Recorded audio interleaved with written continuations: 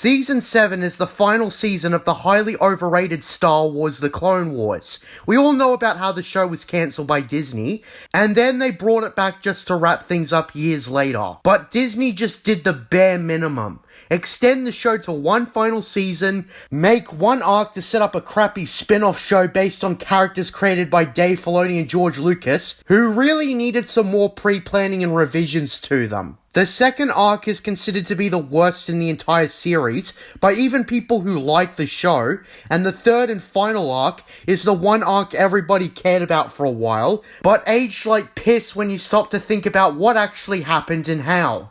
It's been a long journey from the Clone Wars movie, all the way to each season individually reviewed. I kinda generalized my Clone Wars movie in Season 1 reviews, and my mindset on the show certainly has dramatically changed. I intend to recap my general recurring points throughout this series, and pinpoint why the Clone Wars is the most overrated thing in the Star Wars franchise. Even before I turned on the Clone Wars show as a whole, I considered this the worst season. Whether that's still the case, I intend to find out through a rewatch. Dave Filoni has taken the number 1 spot for my most hated Star Wars consultant since Rian Johnson. I commonly call him the overrated cowboy. That stupid hat he wears, his trope of always pointing to George Lucas whenever he does something wrong, the fact that he cares more about making his own story than adhering to George's or anyone else's, are the main points to why I hate him. I remember back when I was still expanding my knowledge on Star Wars, and I didn't know the extent of Filoni's antics. I said in terms of candidates to take over Kathleen Kennedy, Filoni seemed like a cool guy. I regret ever saying that. Filoni isn't cool, he's a pretentious, uncaring, overrated hack, and he's been given way too much control over Star Wars. Filoni has a massive advantage over other authors who have contributed to Star Wars because he was given control over something way more mainstream than a novel or a comic, a television series that aired on Cartoon Network. The final season of The Clone Wars was distributed on Disney+, so that's the only exception. How convenient that the shittiest season is also the one made under Disney. Like, The Clone Wars is commonly thought to be Disney Star Wars before Disney Star Wars, but this being made while Disney was in charge is just icing on the shit cake. So with that being said, are you ready to find out how much this season blows dick? You might be thinking that since this is the only season that isn't an official part of the expanded universe, that I won't be complaining about retcons. To that, I say, wrong, sir. Wrong! So let's check out the Clone Wars Season 7 at last. The first arc is dedicated to the Bad Batch. As I said, the Bad Batch were conceptualized by Dave Filoni and George Lucas, and I think they really needed some improvement.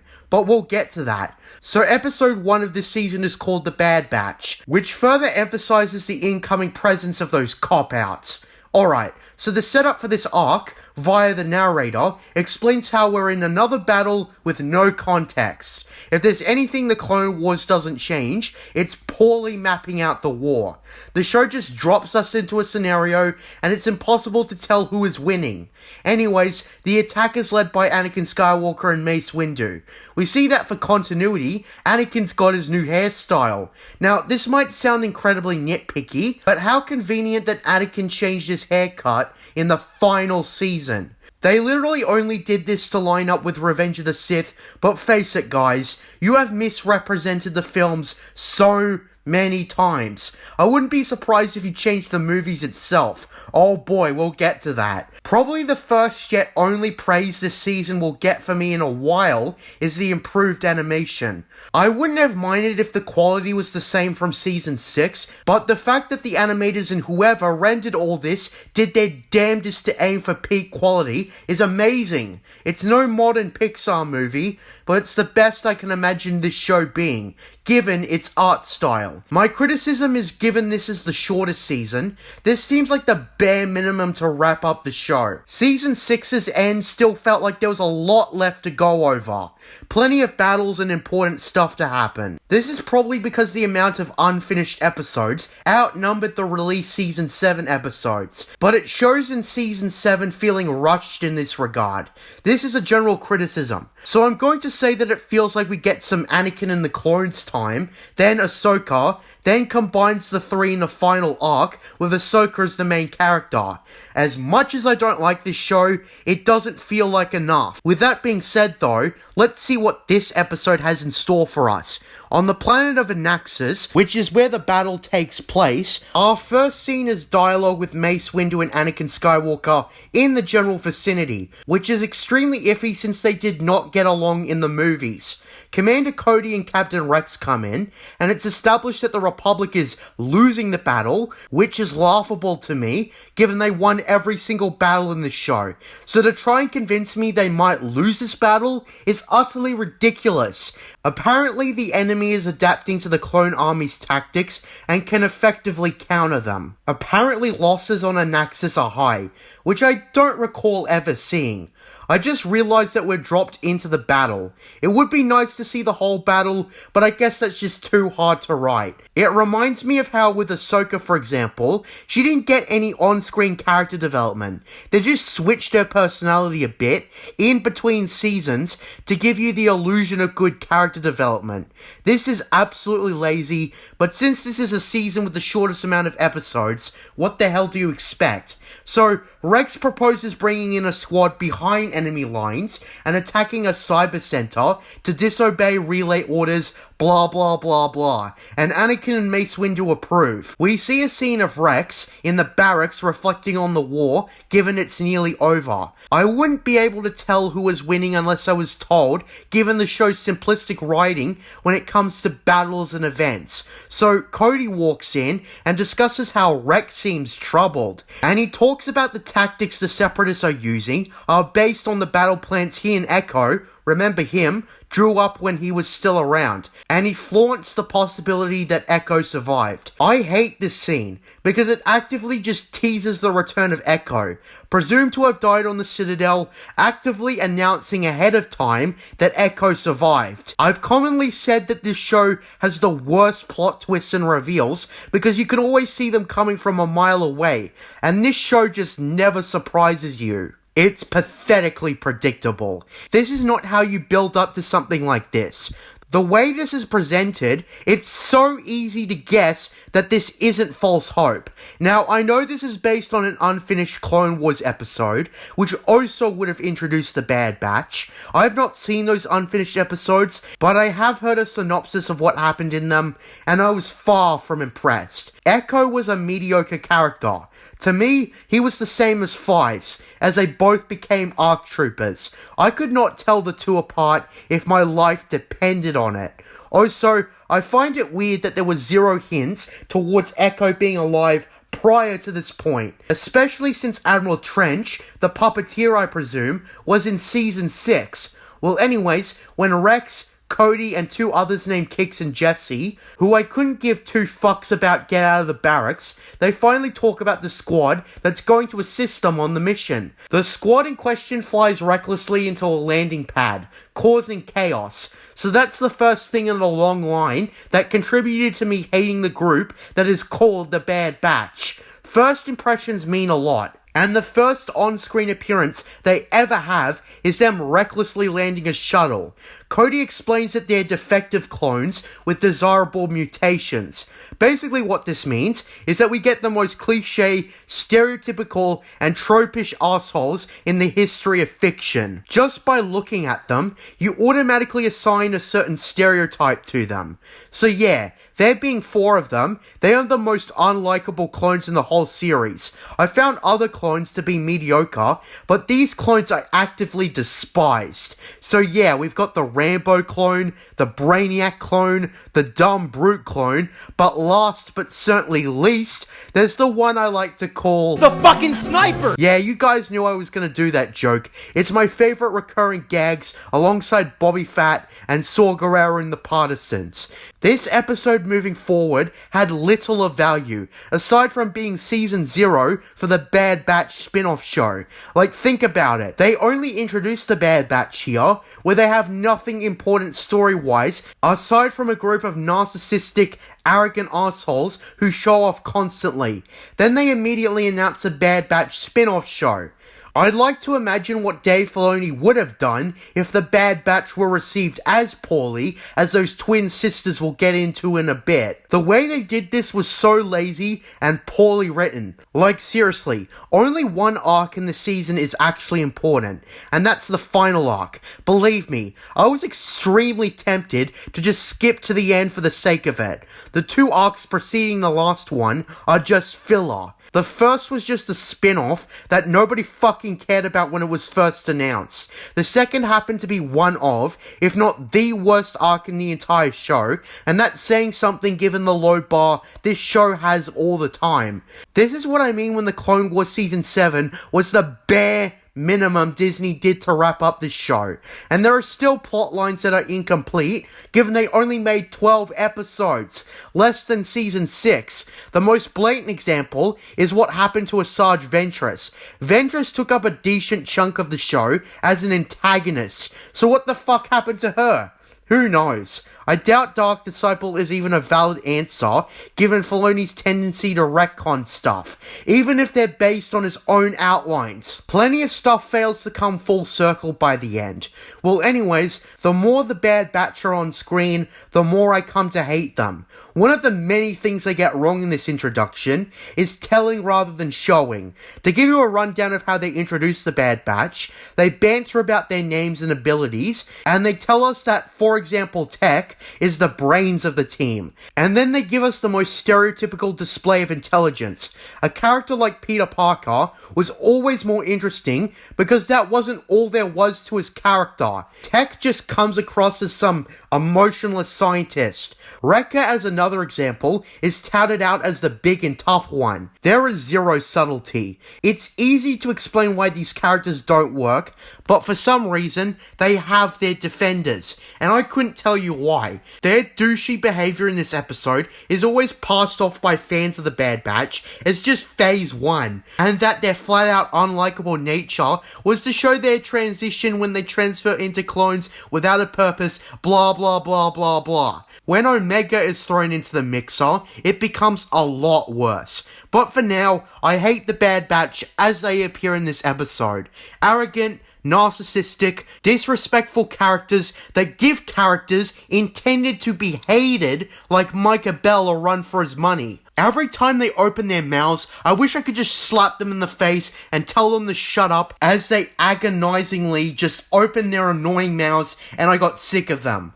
The briefing doesn't improve these characters. It's very clearly established that the Bad Batch look down on non-mutated clones, calling them regs. Doesn't sound too bad, but the way they say it is the most douchey, pretentious name I've heard anyone call anyone in this show.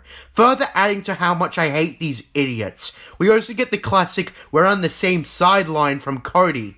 Well anyways, the gunship is shot down and crashes on the surface on an axis. And it's here where we see Wrecker be the most annoying of the lot. He cheers that the transport is going down. Seriously, are the Bad Batch so much intentionally trying to relieve tension or something? Because the tension was so lacking in this episode. It feels like a run-of-the-mill Clones do a mission episode. Wrecker again complains about how much regular clones suck.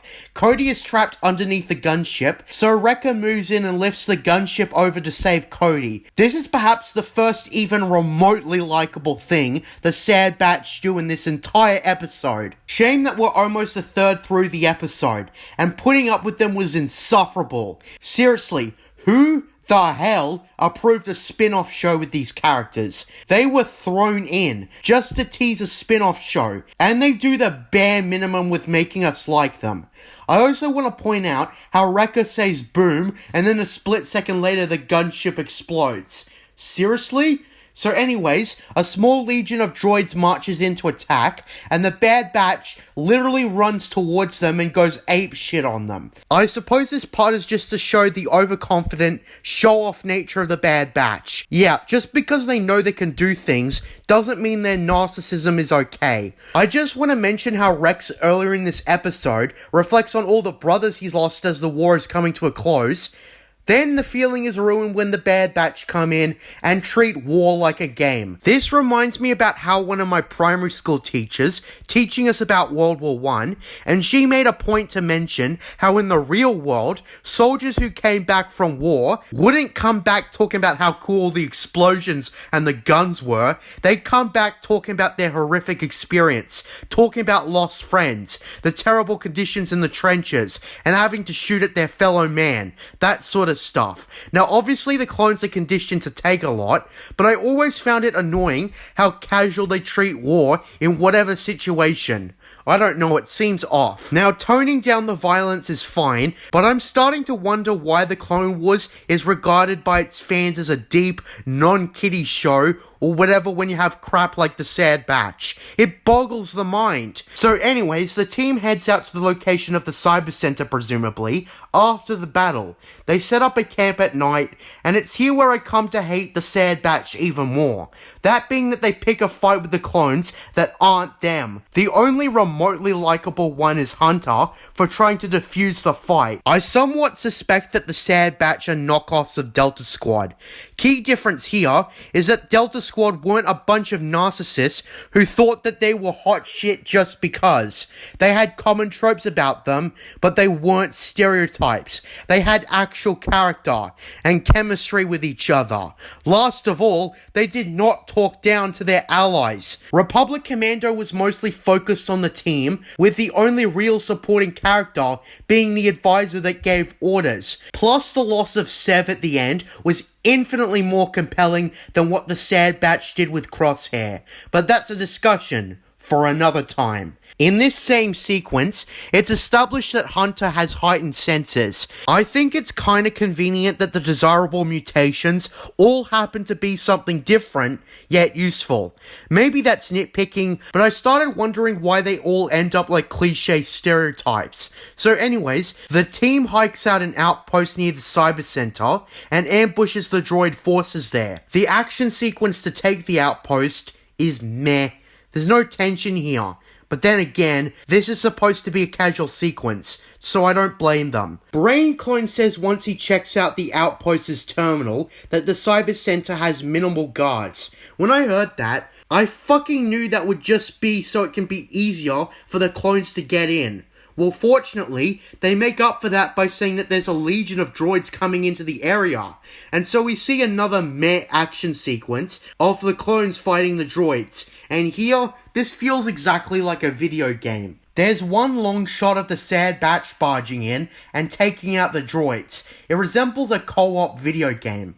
Let me say firsthand that the Sad Batch would have made a better video game than a TV series. And maybe that's because they ripped off Republic Commando, but still. Basically, Brainclone and Rex get into the terminal at the Cyber Center, and what do you know? We get confirmation that Echo is alive, as he signals his number. Well, I'll be damned. Just kidding. Them announcing this earlier in the episode spoiled any potential surprises. This is literally only the setup for the next episode. So after escaping, that's the episode. Poorly written, only existed to set up a spin-off show, and the only improvement for a season pilot is the improved animation. So with that lackluster start, what comes next? The following episode starts with Anakin Skywalker getting briefed on the intel. Then we get a scene where Anakin tells Rex that he needs to do the thing. What's the thing? Well, it's a horror movie directed by John Carpenter, and I'm just kidding, he's talking about contacting Padme. Wow, classic example of having little regard for the films. It's clear Padme in Revenge of the Sith had no contact with Anakin while he was out fighting the battle droids and leading armies. There were whispers that you'd been killed. I'm alright. This is around the 100th time this show doesn't abide by the movies very well. Filoni just makes up his own canon because he feels like he's the one who created Star Wars. At this point, I wouldn't be surprised if he's convinced himself that he created it and it's his story.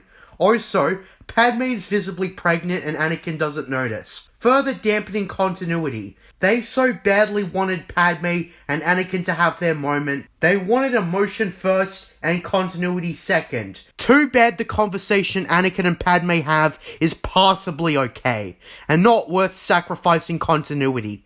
Rex serves as a lookout for Anakin, and Obi-Wan approaches the barracks, and Rex has to improvise and make an excuse for why he can't let Obi-Wan in the barracks. This wingman shit doesn't even work, because as soon as Anakin's done talking, Obi-Wan knows exactly what's going on, expressing that he hopes that at the very least, he told Padme that he said hello. Anyways, on the mission to Skako Minor, because apparently that's where Echo is, as referenced in the last episode. So the crew land on the planet, and are immediately ambushed by the natives. And like a magpie's aggressive nature, a flying reptile controlled by natives swoop in and take Anakin for a ride. Hunter grapples onto the reptile and follows them into their village, and this all leads to them negotiating with the natives. Of course, Tech can translate what they're saying, because of course they can. And they're able to get a scout escort to the Separatist facility under Wat Tambor. Yeah, this show puts Wat Tambor back into the show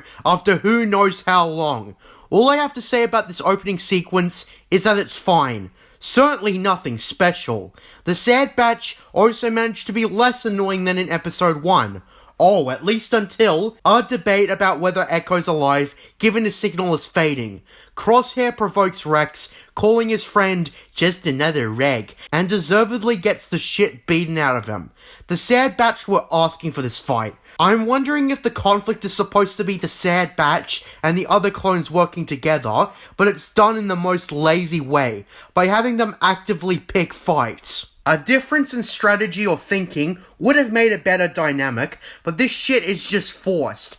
Anyways, Anakin and Rex have a private discussion, and it's another pointless attempt to plant the seed of doubt of Echo personally being dead. Sorry, show, you're not fooling me, or anyone for that matter. You pushed Echo's survival so much that you failed to create a plausible fake-out.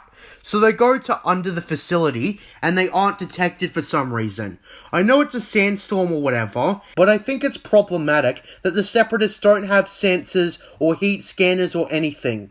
We also hear that dumb brute Wrecker is afraid of heights. Seriously? Well, anyways, a lot of them storm the facility taking out droids, which look nothing like the standard B1 units, and I have no idea why these droids look so different.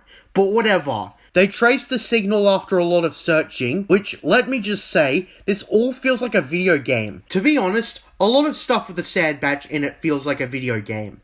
The show is animated that way. It feels too much like a combo shooter brawler spammy video game whenever the Batch destroy droids. Eventually though, Tech and Rex slice into the area of Echo's signal, and predictably, they find Echo alive, but not well. Echo last recalls being at the Citadel, and it's here where they close episode 2. Episode 3 focuses on the escape. Echo is shown to be underweight and lacking an arm, replaced with a slicing thingy. The group here are cornered by the Techno Union, and it's here where Echo, despite not knowing where he is, somehow knows the way out of this situation. Which is a case of the writers forgetting what they previously set up in the last episode, as that is why Echo asked Rex where he is. Despite the fact that Echo should be utterly clueless, they open up the exit, and the solution to getting up there is Wrecker throwing up the other clones with no warning, adding to the reckless stupidity of Wrecker, which makes me dislike him even more. Anyways, they blow the lab on their way out. Echo tells them about a way to escape, where they balance across a pipe of sorts, all the way to the other side. Since Wrecker is afraid of heights, we get some painfully unfunny dialogue from him. Since they tried so hard to make him a tough guy, his performance by D. Bradley Baker isn't convincing enough to persuade me he's actually terrified. It's mostly just played for laughs. This episode doesn't have much substance though, since they are cornered on both sides and jump onto the reptiles the natives tamed, going back to the village and easily convincing the natives to fight with them, despite them wanting nothing to do with the war. So they repel the invaders. They even take out 2 spider droids at that. And well, I think that's pretty much it. Anakin and the natives shake hands, and we're expected to believe the Techno Union won't wipe out the village later as revenge. They just ignore realistic implications, which is something the show does often, just wrap stuff up without substantial conclusions. And that's episode 3! The spectacle was okay, but again, it felt too much like a video game. The way this show is animated has that problem a lot, doesn't it? That's why I keep saying that this would make a better video game than a TV series. So episode 4 starts up by recapping prior events, but at the same time, lazily sets up a fake-out conflict. The episode tries to get us to question Echo's loyalty before the episode even started.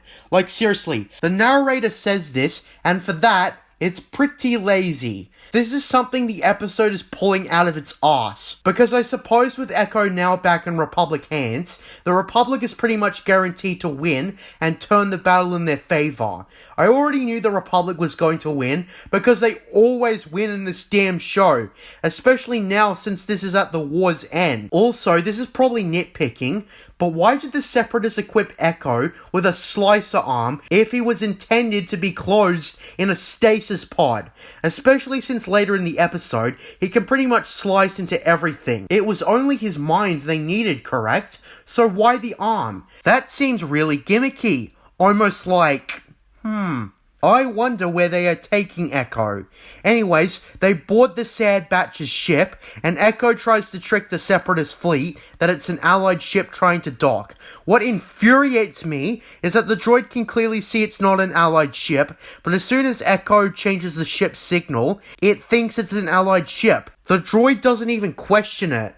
This is literally only done to make things extremely easy for the good guys. As now I wonder how many times I've said that. In parallel to this, Mace Windu and Obi-Wan plan to take the assembly plant or whatever on Anaxis. Mace Windu pointlessly tries to reason with the droids, telling them to surrender and they'll be reprogrammed to do something more domestic. I don't even understand why Mace Windu did this. It's not funny or clever from a presentation standpoint. They skip over a scene of Anakin and the clone sneaking around the ship, and they cut right to making it to the comm vault, where Echo gets to spread the pain around. Of course, at this point, they're still trying to make us question Echo's allegiance, and I hated this. This was the most pointless fake-out I've ever seen. Like I said, it's an artificially inserted conflict the writers pulled out of their asses because let's face it, episodes like this have zero tension. There's a bunch of bullshit where Echo and Tech fake their signal to appear from Skako Minor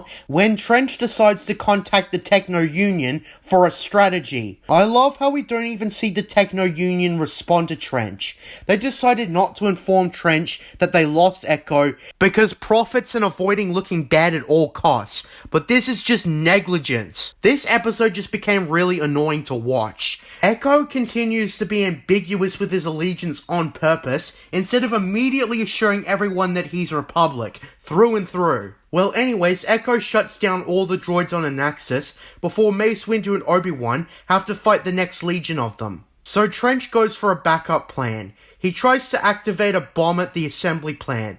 Mace Windu goes to defuse it, and Echo tells him the combination. But conveniently, he is stunned before Mace can tell him the last number. So Anakin storms the bridge quite easily, and forces Trench to give him the final number. Trench gives Anakin the final number, which isn't a lie, and then he tries to trick shot Anakin when he isn't looking, and Anakin impales him. And it's gone. Trench's death barely got any emotion out of me. He was a villain the show threw around season 6 after he was presumed dead. I suppose this show has Anakin execute an unarmed prisoner, but I was just thinking about how conflicted he was after deciding to kill Dooku, someone he'd hate way more than Trench. I don't know, there's no self-reflection.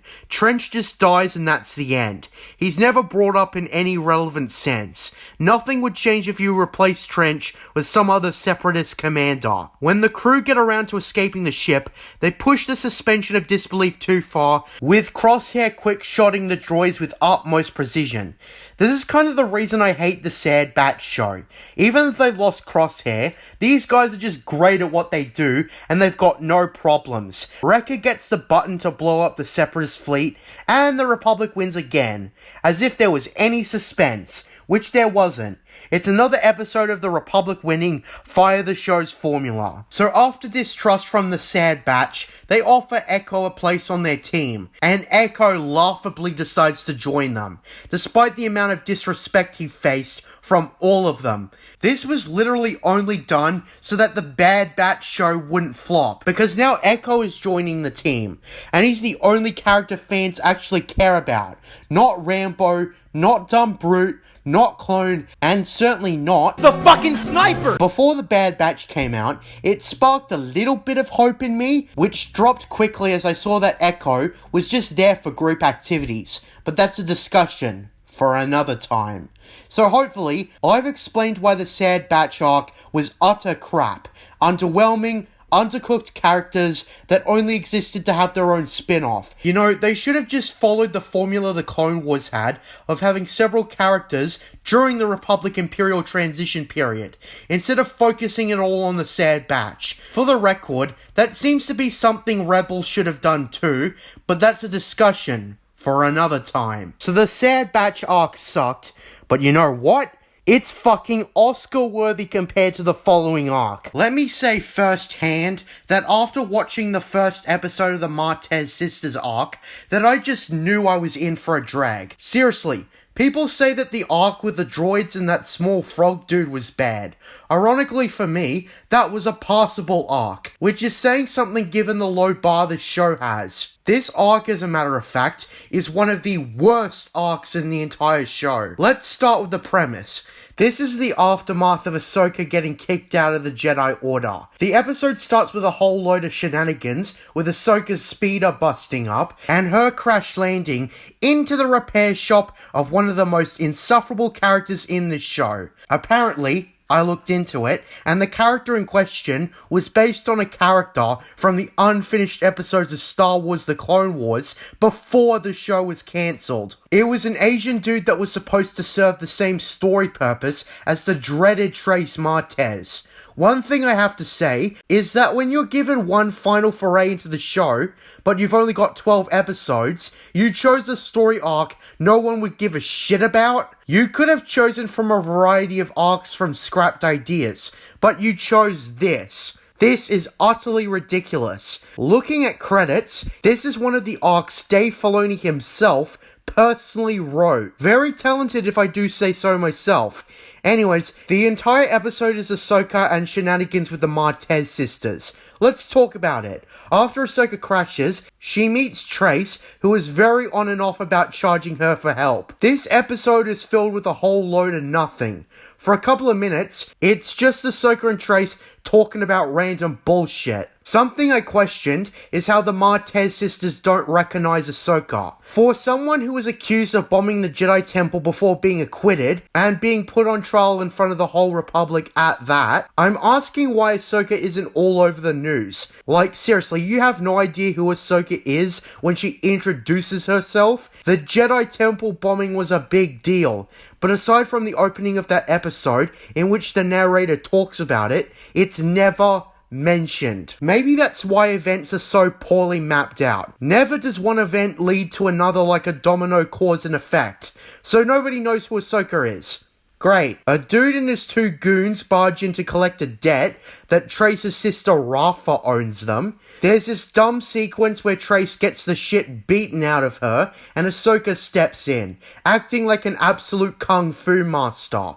There's even a certain move where she kicks a certain goon in the nuts. Afterwards, we're introduced to Rafa, who seems to be a bad influence on her younger sister. Trace in particular, you'll realize is a bumbling idiot, and unlike Jar Jar, it's a detriment to the plot. Rafa is contracted to build 3 droids, and so Ahsoka and Trace get to work on building the droids. I'd like to mention that we're over the halfway point in this episode, and so far not much has happened. The real meat and message of the episode seems to be a reflection on Ahsoka leaving the Jedi Order and finding her place in the world and blah blah.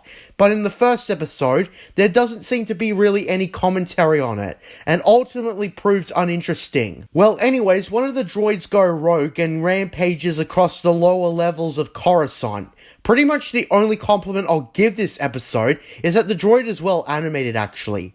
Well, eventually, after a moderate chase sequence, they turn the droid off, and Ahsoka saves Trace from falling to her death, and other people witness Ahsoka use the Force. So yeah, that's the episode. With what little conflict there was being resolved as apparently, Rafa paid off the one she owes money to. Yet the second episode managed to be much worse. There's literally no conflict in it until the final minutes of the episode.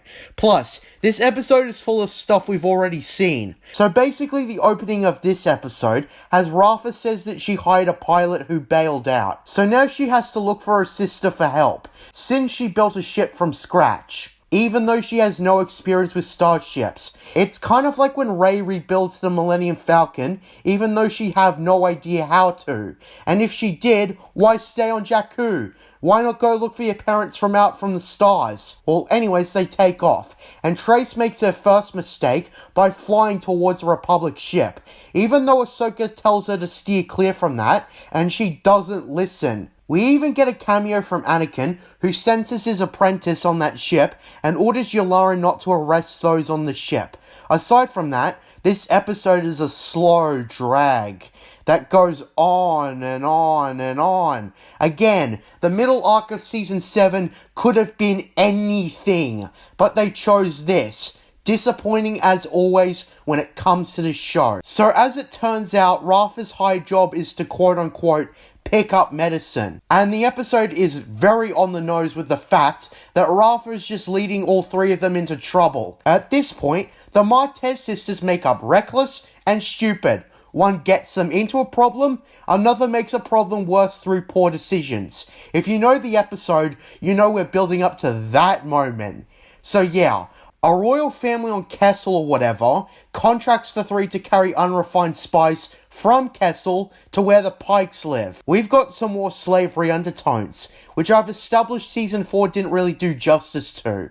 Plus we see a Zygerian, which pretty much confirms the Slaves of the Republic arc definitely did not have the happy ending, despite them trying to frame it as such. It's a lack of the show earning anything. Throughout this episode, Ahsoka was referencing the risk of pirates, and it's here where I wish Hondo Ohnaka made an appearance, as he's one of the few characters in the show I love. But the show couldn't even give us that.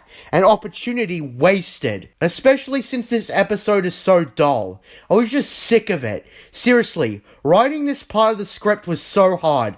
Maybe even the hardest parts I was forced to write about this show in this whole review series. At this point, Season 7 may very well be the worst season of the show.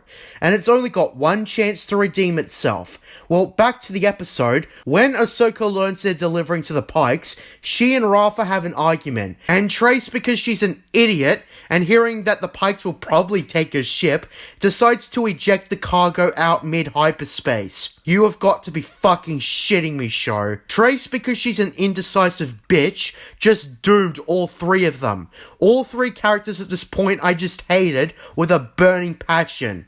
Ahsoka I hated for a while before, but the Martez sisters are just straight up garbage. All three become even more hateable. For some reason, they decide to confront the Pikes instead of hightailing the fuck out of Pike space. Also again, I gotta wonder, I thought the Pikes joined Darth Maul.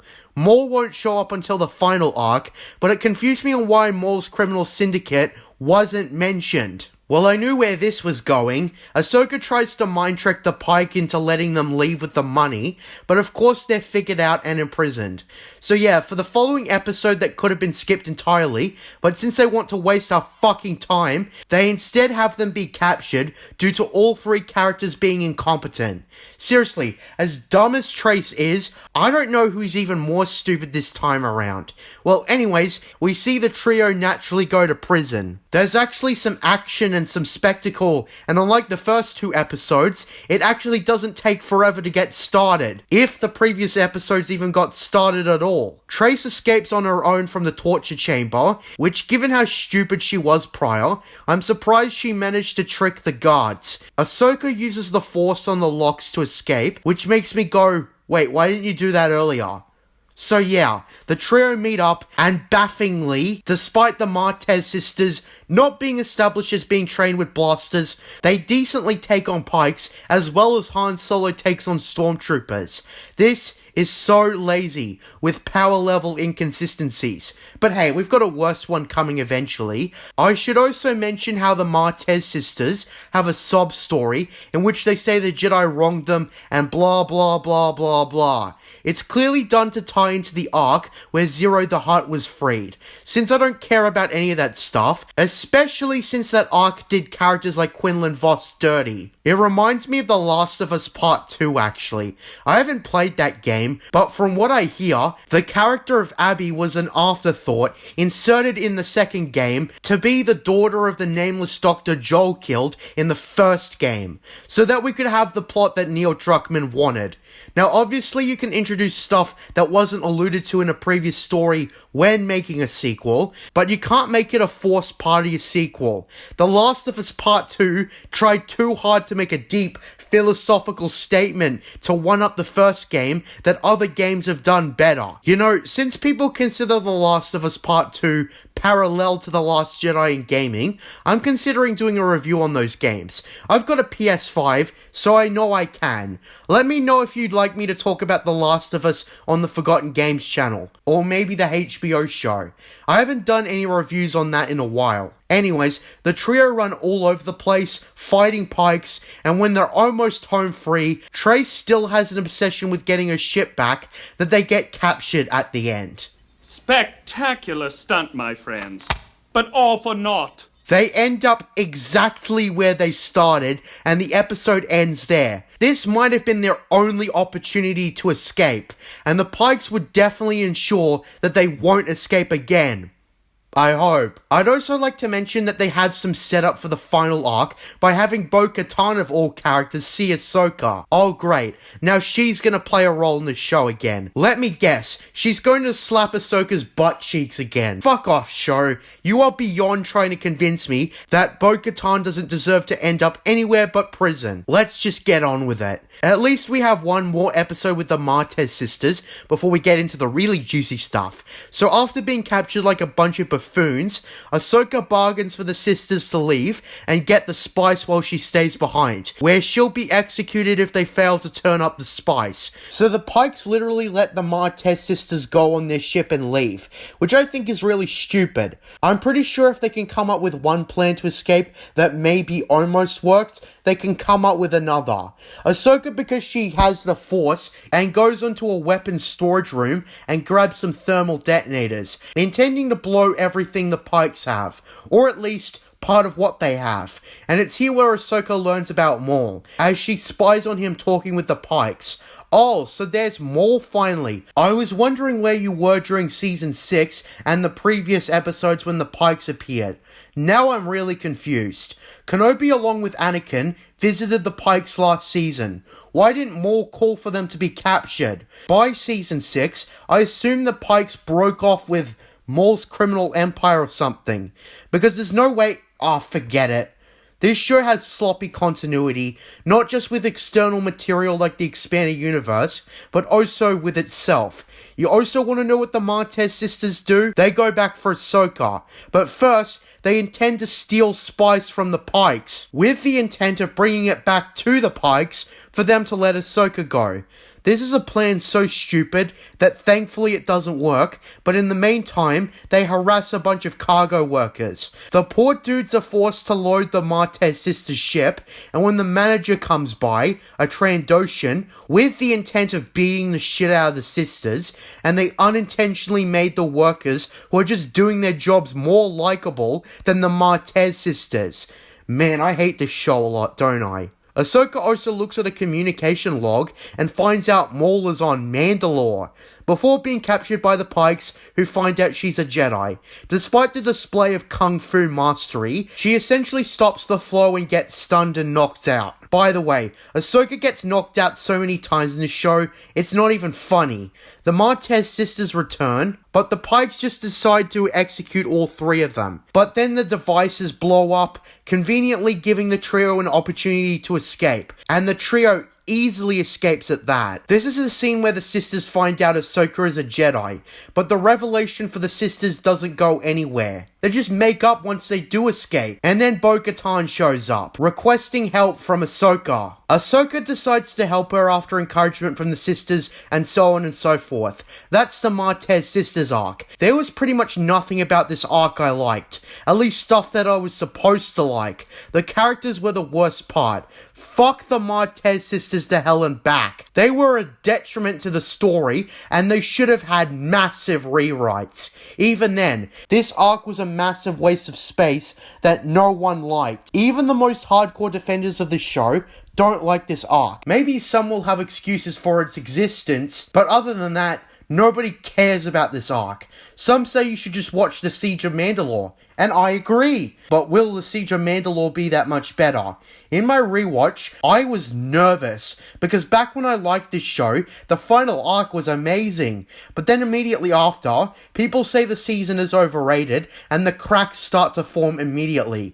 It's sort of like The Force Awakens for me. It takes other people pointing out problems, and me rewatching it, that the whole thing just falls apart so easily. I wonder what I liked about it in the first place. The Siege of Mandalore is pretty much the only noteworthy thing in Season 7, aside from setting up the Sad Batch. Because let's face it, I'm betting a lot of people just skip to the Siege of Mandalore. I actually skipped the Martez Sisters arc just to get to the good stuff. Oh, how poorly that aged. I am sweating bullets for this arc. This is the finale to Star Wars The Clone Wars. I've rewatched every episode and season plus the Clone Wars movie.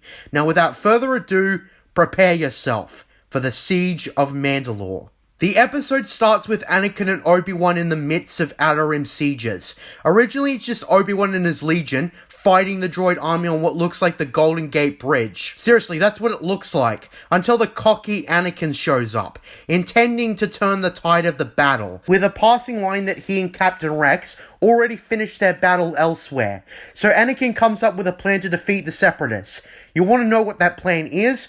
Why, it's committing another war crime, of course. False surrender. The droids a second ago were ready to blast Anakin, but they held their fire when Anakin told them to, which is convenient. Also, given the amount of war crimes Anakin and Obi-Wan had pulled during the Clone Wars, it's strange to see their tactics don't turn against them. Like, wouldn't it be nice to see the more they break the conduct of war, the less the Separatists fall for their schemes and they have to improvise? This might actually show that the pair have to tactically innovate and stuff. Because tell me, what's the difference between how the war went in Season 1 versus this very moment in Season 7? There's very little. This is a very cookie-cutter war because of poorly mapping it out. But this is just the cherry on top of lackluster writing. This doesn't feel like a war at all. Anyways, Rex and the 501st ambush the droid army, and the Republic wins again. That's probably the last time I say that, and I'm probably gonna miss saying that. So let's have a heartfelt goodbye to the last time I say that. So yeah, after turning the tide, Anakin and Obi-Wan are called back into orbit because Yularen has a surprise for them. Of course, Yularen doesn't tell them who it is because they wanted a dramatic reveal.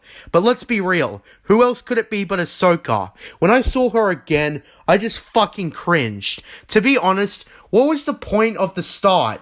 Anakin and Obi-Wan are pretty much minor characters in the Siege of Mandalore arc. I understand that they're off doing Revenge of the Sith, but what's the point of the start if they're barely in it? Also, before we go any further, I want to tell you a very fun fact. Dave Filoni is the sole writer for this arc. That's right, he came up with a story all by himself. He had no help from anyone else. It shows too. Filoni usually has a co-writer or two in the other stuff he's written in relation to the show, but here, he's wrote this solo. I think that's interesting because it contextualizes the failure that is this arc. Let's rip into Filoni's crap. So yeah, Anakin and Ahsoka reunite again. I want to bring up that pretty much everything in this arc contradicts the Ahsoka novel, written by E.K. Johnson to tie into Rebels. That novel was released in 2016 and was retconned nearly 4 years later in this damn arc.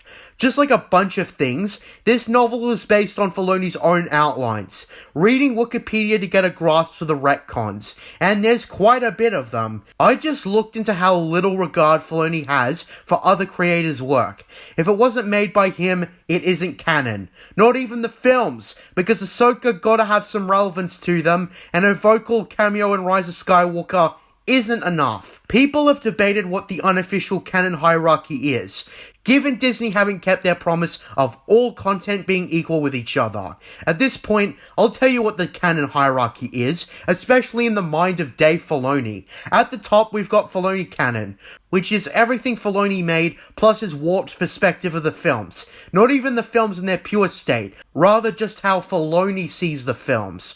Then below we have everything else that is non-canon. If Filoni didn't make that, then it doesn't exist to him and is open to retconning. That's the Disney canon hierarchy. Anyways, Ahsoka and Anakin meet, and I just love how Anakin is the excited one, and Ahsoka is the calm and controlled one in this interaction. So basically Bo-Katan, Ahsoka, Anakin, and Obi-Wan discuss how the Republic can give aid to Mandalore. Obi-Wan naturally rejects the offer, because all it's going to do is start another war, and Bo-Katan, being the T-word that she is, doesn't care, and selfishly is like, sure, let's have another one. Yeah, that adds to my point about Bo-Katan not earning the good gal status Dave Filoni so desperately wanted her to have. I also love how Bo-Katan uses her sister to grandstand Obi-Wan. So far, Bo-Katan is acting like a manipulative villain, and it further adds to my distaste for the character. They're not even trying to distance us from when she was in league with Osama bin Vizsla. Thankfully, Obi-Wan's judgment is not clouded by his grief. Good. He says that it's all up to the council.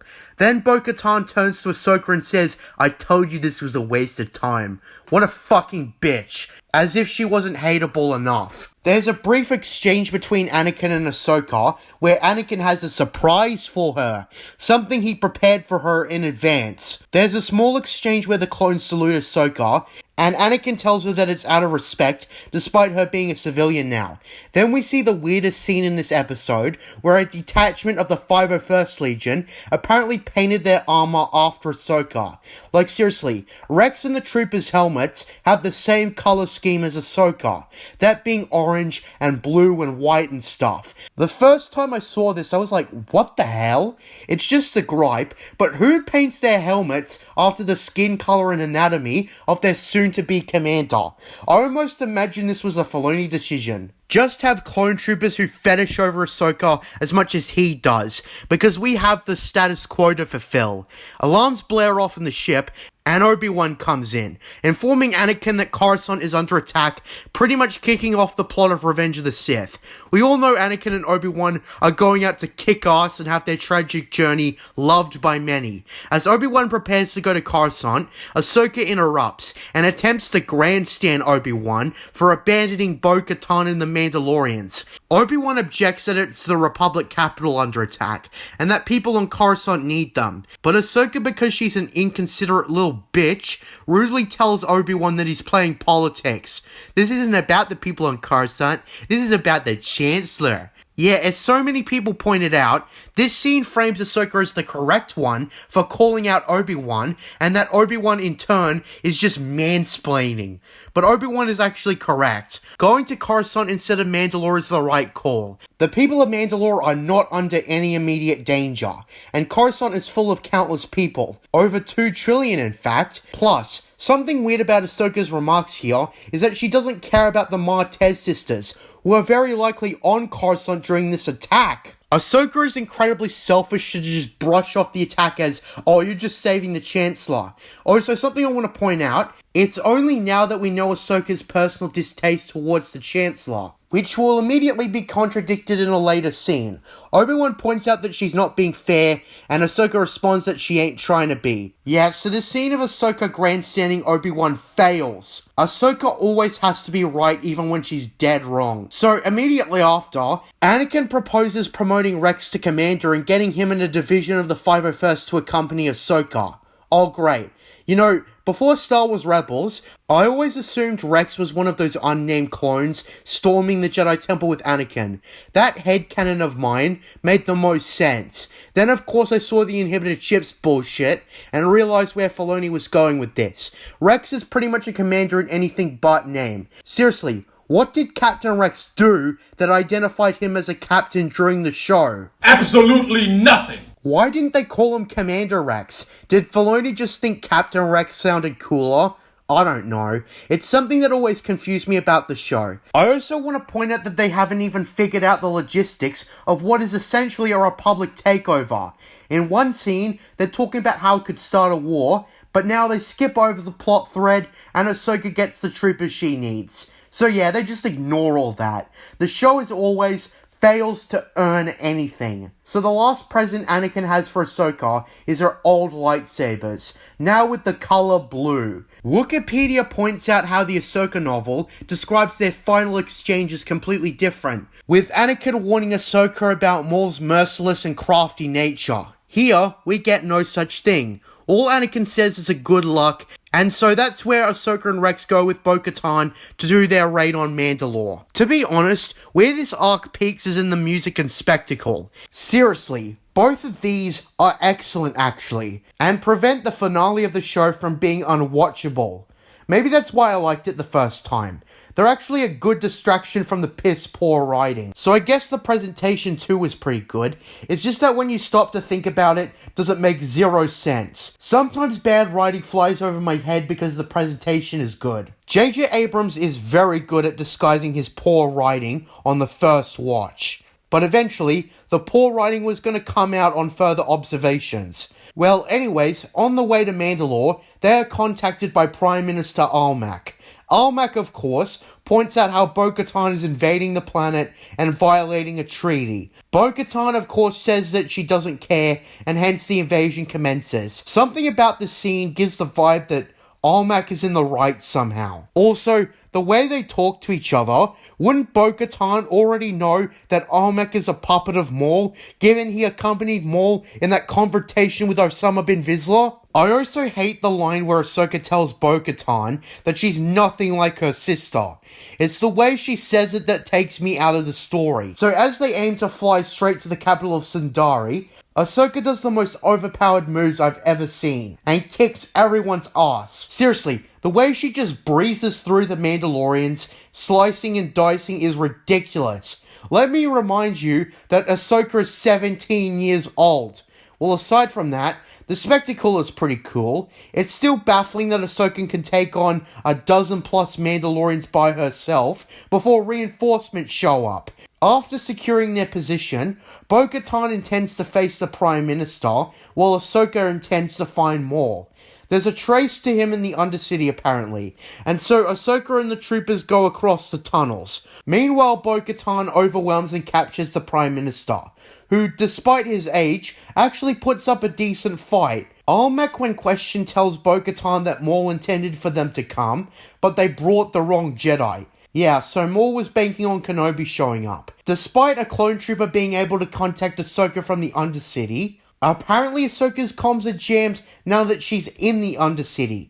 Let's just assume going into the tunnels is what made her lose the signal. They of course get ambushed, and Ahsoka is the sole survivor, now surrounded by the Mandalorian commandos, or whatever the hell they're called. In comes Maul, where he says that he wanted Kenobi, and then the cliffhanger to the episode. He actually says, and I quote, "I was hoping for Kenobi."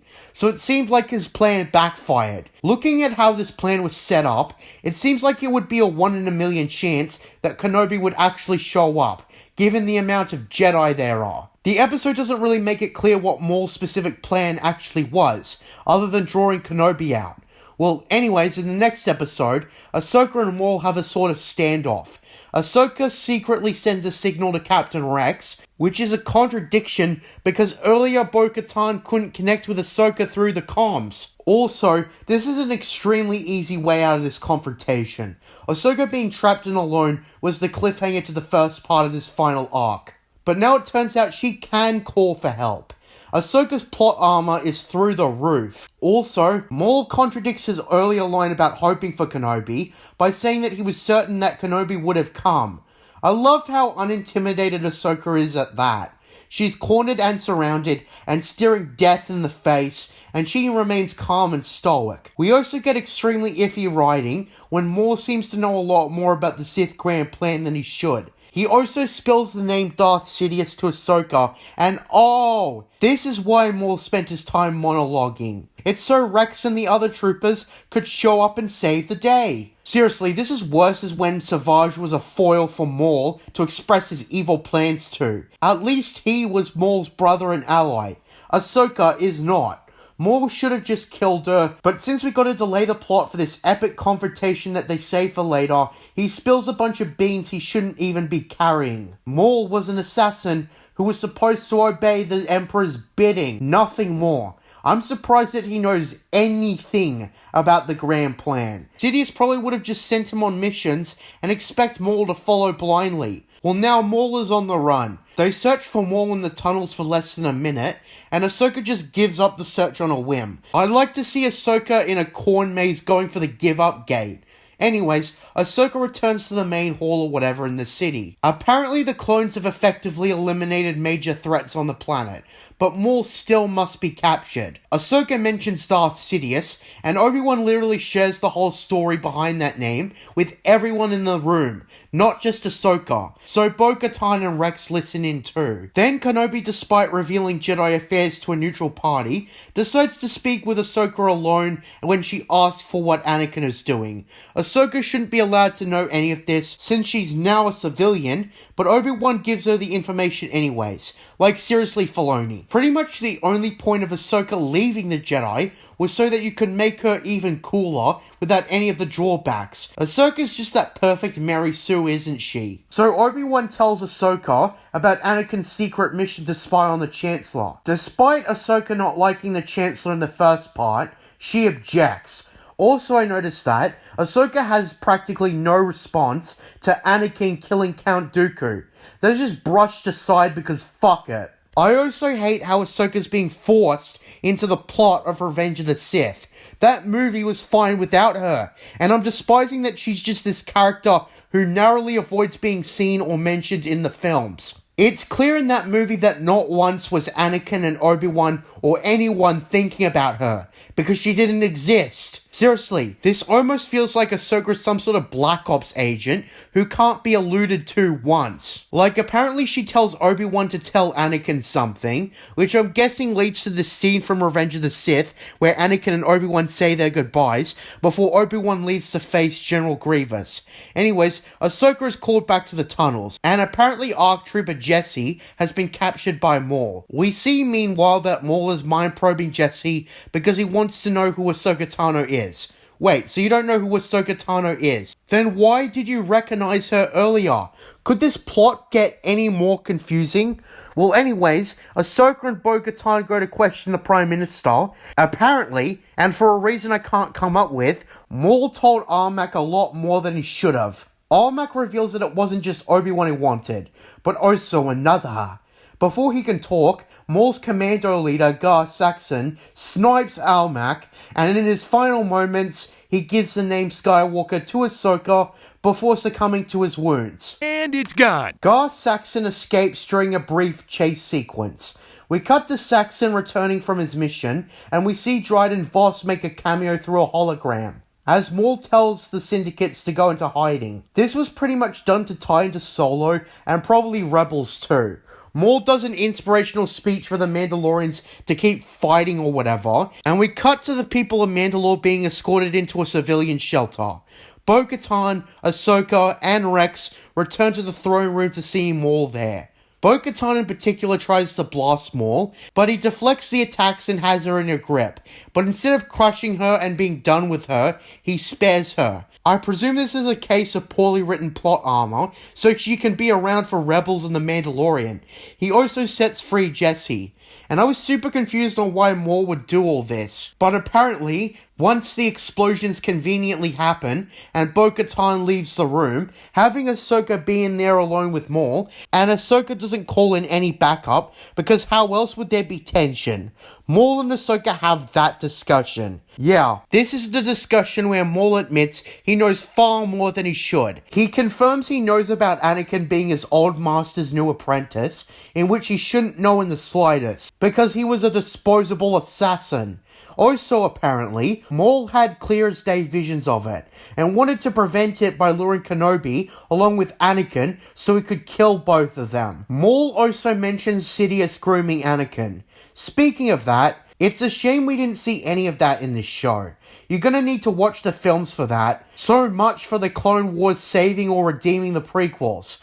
With that being said, Maul and Ahsoka have their fight, while the clones and Mandalorians battle each other. It's supposed to be this big epic fight. There's just one problem. Maul should easily be able to kick Ahsoka's ass. Does he? No! Ahsoka is so overpowered to the point she can take on the Sith assassin Obi-Wan struggled to defeat in The Phantom Menace, and only won by exploiting the Sith's greatest weakness. Well, the fight begins, and the choreography is a big improvement actually, because apparently Ray Park himself did the mocap for Maul's fighting moves. Problem is though, it looks too much like mocap, and it looks out of place to how the show is usually animated. I also fucking hate the line after Ahsoka somehow holds his own by telling Maul, quote, "You're lucky Anakin didn't show up. The way you're fighting, you wouldn't have lasted too long," in the most pretentious smug voice I've ever heard from Ahsoka thus far. Maul is finding Ahsoka to be a challenge, and I'm just taken out of the story. Maul and Ahsoka in their next direct engagement has Maul pin Ahsoka with his lightsaber, and right here, Ahsoka for real is able to kick Maul so hard that he flies out the window. It wasn't even a hard kick. It's like a light kick you might do to a soccer ball when you're bored. What is this? We actually see Ahsoka panting despite easily kicking Maul out the window. Yeah, you're not fooling me, show. Ahsoka makes it look so easy. I also especially hate when the clones are finishing up on the Mandalorians, and Maul denies Gar Saxon reinforcements. Maul and Ahsoka fight for the third time, and Ahsoka doesn't struggle in the slightest, and she actually manages to beat him after a tussle on the beams, and Maul is unable to catch his transport. What in the fuck is this? I love how despite Ahsoka gripping Maul with the Force, he doesn't even try to break free, even as he tells Ahsoka to let him die. Then the Republic gunships show up to tie up and capture Maul. Maul begs for them to listen, in which Sam Witwer actually gives a pretty convincing and intense performance actually. But it's no use, and he's captured, and that's the end of the episode. So far, we've got a lot of problems. Maul absolutely should have won this fight. This also contradicts the Ahsoka novel. In the novel, Maul was encased in a ray shield, and there was no fight that extended onto the beams on top of the city. But don't worry, there's only going to be even more contradictions if there wasn't already. Now, you can make excuses that Filoni had the right to do the final arc after it was cancelled or whatever, but this shatters the illusion of Disney canon being consistent. It's not. But with that, I think we should pretty much get into the next episode. In part 3, they're pretty much wrapping up the battle. Bo-Katan mentions how so many have failed to defeat Maul, which makes his defeat even more ridiculous given Darth Maul was defeated by a 17-year-old girl. That is pathetic. So anyways, Ahsoka goes to contact the Jedi Council. They literally play out that scene with, "I sense a plot to destroy the Jedi." And right where it would cut away in the movie, we of course have Ahsoka walk into the transmission room, or whatever, to speak with them, further pushing the suspension of disbelief that Ahsoka narrowly avoided being in the movie. It's basically just more talking about Maul being captured, and Ahsoka doesn't mention what Maul said about Anakin. This scene does have Mace Windu tell Ahsoka that some matters are for the Council to discuss, unlike Obi-Wan earlier in the last episode. So Windu is doing the sensible thing, and Obi-Wan isn't. The next scene has Bo-Katan deliver Maul encased inside something a Force user would find difficult to escape. I criticised in Season 5 how this device would have been useful for Osama bin Vizsla, but apparently Bo-Katan says this device is the last one. Extremely convenient. Bo-Katan and Ahsoka say their goodbyes, blah blah, and Ahsoka and the clones go to board the ship. The following sequence doesn't actually have a lot of complaints from me. They do the sensible thing and transport Maul to the Republic capital ship with Maul in a detention cell. The music and atmosphere is actually pretty good. It's pretty much the only time it feels natural to what this finale is building up to. There is minimal dialogue. Ahsoka and Rex talk about the war in a sort of self-reflection way. Like he wouldn't be here if not for the war. He owes his existence to the war starting. Keep in mind this is probably the closest this finale has to being deep on an emotional level. Well, immediately after, as Ahsoka is out on the bridge meditating in her mind, she hears this scene from Revenge of the Sith play out. They used archived audio from that movie, but then immediately after, they had to ruin it with Matt Landis saying, "What have I done?" Yeah, I guess Hayden Christensen wasn't enough. Well, anyways, this is the Order 66 part of this episode.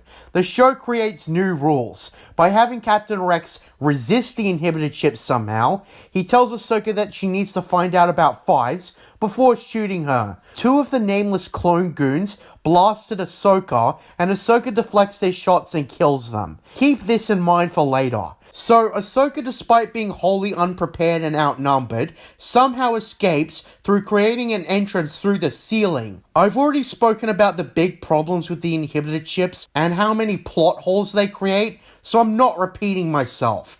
I explained everything in my Clone Wars Season 7 review. Rex announces that the Jedi are to be terminated for treason, yada yada. And of course, I wanted to go back to the Ahsoka novel. This pretty much contradicts everything. Order 66 in the novel was issued on Mandalore, and that's where Maul escaped. And then Ahsoka and Rex faked their deaths after escaping. I've also heard that a line in Rebels pretty much says that Rex already removed his inhibited chip, so it's clear that's how Rex helped Ahsoka escape. I have not read the novel, and I probably never will, given Ahsoka has now rendered that an utter waste of time. Well, since Filoni ignored continuity, he went for emotion first and continuity second, and he pretty much failed at the emotion at that. Well, anyways, during the search for Ahsoka, Rex orders that Maul be executed, and the two clones aim to do just that, until Ahsoka steps in and force pushes the clones. And then she does the most reckless and selfish thing I've ever seen Ahsoka do thus far. She releases Maul, as she intends for him to be a distraction and to cause chaos. Yeah, she's letting this scumbag go, with the potential to escape because she wanted to avoid Order 66. Obviously, they wanted an excuse for Maul to be alive because Rebels exists, but since Filoni wrote the story into a corner, he couldn't come up with an intelligent way for Maul to escape. You know, this is why contradicting the Ahsoka novel was a grand mistake. I hear that novel only did a bunch of flashbacks to the Siege of Mandalore, and didn't specifically describe a lot of things, but what it did describe was different to this arc. How embarrassing is it that another writer who didn't even prioritize the Siege of Mandalore in her novel does the Siege of Mandalore better than your series finale, specifically about it? Keep in mind that the novel too was based on Filoni's outlines. Anything Maul does from here on out is Ahsoka's fault because she let him go. She also literally says, "Go cause some chaos. That's what you're good at." Yeah, so the reckless Ahsoka is basically doing what she can to save her own skin.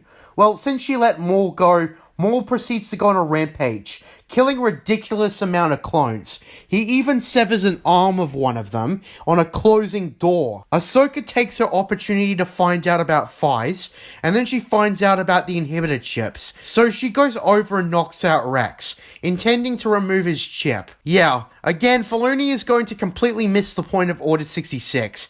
It's to be expected that he doesn't understand the films. Ahsoka locks the doors where the droid she paired up with locate and remove the chip, to where Rex, with his chip removed, fends off the clones and shoots a few of them. Rex, after being brought back to normal, tells Ahsoka when asked that the entire Grand Army of the Republic has the chip inside them. I've spoken about how lazy the inhibited chips are, how they're a convenient plot device for Filoni to avoid having his favourite clones obey Order 66. I don't care if Rex initially obeyed it, He should have obeyed it to the end. Oh boy, the Sad Batch series already created new convoluted rules to all this. But for now, just know that this is all poorly thought out and written. So in the next episode, Ahsoka tells Rex to set his gun to stun. I'm wondering what the point is by now. You let Maul go free. It always bothered me how it was only Rex that Ahsoka saved from the influence of the inhibited ship. That's all I'm gonna say, because the arc becomes even more ridiculous. Maul enters the hyperdrive room, and after killing all of the clones, he destroys the generator powering the hyperdrive. This, of course, causes the ship to go out of hyperspace and go into orbit on a random world. Ahsoka, I would also like to mention, told Rex that she let Maul go. And of course, Ahsoka's recklessness isn't even addressed here. They go to the hangar controls or whatever, and they plan to make their escape. Well, it turns out the clones were waiting for them, and now they have them completely surrounded. This is where the utterly stupid exchange between Ahsoka and Rex happens. Ahsoka says that she doesn't want to hurt them, and Rex goes on about how these clones are his brothers. Ahsoka takes off Rex's helmet and talks about how he's a good soldier, and so is every clone down there, but she isn't going to kill them directly. Yeah, I'm sorry, Ahsoka, but you let Maul go. So the clones he killed and the ship going down is on you. Well, Ahsoka comes up with a plan. What's the plan, you say? Well, it's the dumbest one. Rex goes down with Ahsoka as a hostage and uses the loophole that since Ahsoka is no longer a Jedi, she is exempt from Order 66 on a technicality. Of course, the clones don't listen and a fight ensues. Maul in the chaos takes this as an opportunity to escape, and despite some resistance from Ahsoka with the Force, the overwhelming amount of clones forces her to let Maul go. It's still your fault that Maul escaped, Ahsoka. I hope you remember that. Ahsoka make it down to the maintenance area of the hangar and find a working ship. They narrowly escape the capital ship, and it's here where we've got our final scene. This is supposed to be what the finale was building up to, and given the amount of crap we had to go through, none of it is earned. Everyone on board the capital ship died in an instant. And it's gone. Ahsoka and Rex decide to bury the bodies of the clones who died. Ahsoka looks at the graves, and it's never hinted that she realized it was her fault, because once again, she was the one who let Maul to escape to begin with. This is framed as if Ahsoka is only grieving for all the troopers lost, and not the fact that she is responsible for their deaths. I'm just thinking back to Sam Raimi's Spider-Man, and how Peter realizing it's his fault that his Uncle Ben was killed actually affected the story in a pivotal way. It's a lesson he needed to learn that with great power comes great responsibility. Here, there's nothing, and I doubt there's anything in Rebels, given Filoni retconned a small bit from Rebels and a lot from the Ahsoka novel to get here. We see a final scene where Vader and the Imperials show up, and the scene is meant to show Vader discovering Ahsoka's lightsaber, given she left them earlier, and that's the Clone Wars Season 7, the absolute finale to the Clone Wars. I could not be more disappointed at this whole show. I started thinking it was going to get better after Season 1, but then the show just declined in quality, and it got worse and worse. Season 7 is the worst season of the show in my opinion. One arc was nothing but set up for another show, another one was filler, and the last one was the only one of value, but it's too bad Filoni didn't put any value into it. It's been a long journey from where I started this series. I started with the Clone Wars movie, and I reviewed all 7 seasons. Now that this show I generally dislike is over, I never have to review it again. Many recommend I watch the series in chronological order for the best experience, but honestly, I'm done with this show. I'm not watching it ever again. I thought I would enjoy the rewatch. This was a show I really liked and binge watched the first time, but after widening my Star Wars range, reading comics and novels, and looking at how the Clone Wars was made, this show has aged terribly. Let's go over the main problems. First, continuity errors, either with the films or the expanded universe. Second, changing characters to appeal to prequel haters. Third, a poor roadmap of the war. We're just dropped into a scenario all the time with no context. Fourth, bad writing. The only arc that comes the closest to holding up was the Reiko Hardin one. Fifth, Dave Filoni. I think you know what I mean by that. As I've said many times, the Clone Wars being some of the best Star Wars content is false. It's nowhere close, as a matter of fact. I've played Knights of the Old Republic, read the Darth Bane trilogy, seen Revenge of the Sith, read a bunch of the comics, including Tales of the Jedi. The Clone Wars to me is probably low on the list, but it's not that low. This show is practically Disney Star Wars before Disney Star Wars. This show only succeeded because George was willing to invest in it because he didn't mind that he was losing money. That never would have passed under Disney. If it's not making money, they'll can it. In fact, they'll sometimes can things that do make money. Remember how Disney originally cancelled this show? The show has aged extremely poorly. If you didn't understand why I grew to dislike this show when I started this, well, hopefully you do now. The Clone Wars is the most overrated Star Wars content in the franchise. The difference between this and Empire Strikes Back is that I actually like The Empire Strikes Back. I do not like The Clone Wars. This show in general seems to be mutually liked by prequel fans and haters alike, but I suppose the category that doesn't like it is the hardcore expanded universe fan. I attribute my reassessment to reading more content. That's probably what made me realize that other content is eons superior to the Clone Wars. I know I have a stereotype about less experienced fans tending to grow misconceptions about Star Wars, but it's true. A movie and TV shows fan will probably think the Clone Wars is the best. I used to be in that camp. When I was younger, I was mostly into the Star Wars games, Knights of the Old Republic, Republic Commando, Battlefront, Jedi Knight, etc. Those were my jam when it came to Star Wars, but video games are still on the casual level in my opinion. Novels and comics is where you go deeper. Learning about how much continuity the Clone Wars broke, and how hard it was for those like Leland Shee to explain all the retcons, was heartbreaking. I've heard it was also because of a planned continuity reboot, but I've said that they should have just left the expanded universe alone and make a new Star Wars universe, also based on the films. That would have been so much easier. As for Dave Filoni, he's pretty much the dominator at Lucasfilm nowadays. He's the go-to guy for continuity, even though he's terrible at it, and he always gets away scot-free. I hope he's mitigated and they get someone better soon, because all he's doing is turning Star Wars into the Ahsoka Tano story. There are many who think Filoni's gonna save Star Wars, and that he would never just make Star Wars his thing instead of George Lucas's. That's what he does! That's all he does! You can't stop him! So that is my complete review of the Clone Wars Season 7, and my reflection of the show in general. Now, obviously, this isn't all of the Clone Wars. I should probably also talk about Star Wars Legacy, consisting of cancelled episodes, as well as the comic Son of Dathomir and the novel Dark Disciple. If there's a high enough demand, I'll do them, but I'm not very interested in doing them, given my distaste for the show, so keep that in mind. There's also a bunch of crappy video games like Republic Heroes, which will probably come at a later date. For now, this is my complete overview of the Clone Wars. All 7 seasons, plus the movie. I hope that's substantial enough. Also, I would like to mention how I'm planning to do both Star Wars Rebels and The Sad Batch at the same time. I'll be watching both and doing my review on both at the same time. I suspect The Bad Batch will come first, but just keep in mind that Rebels won't be far behind.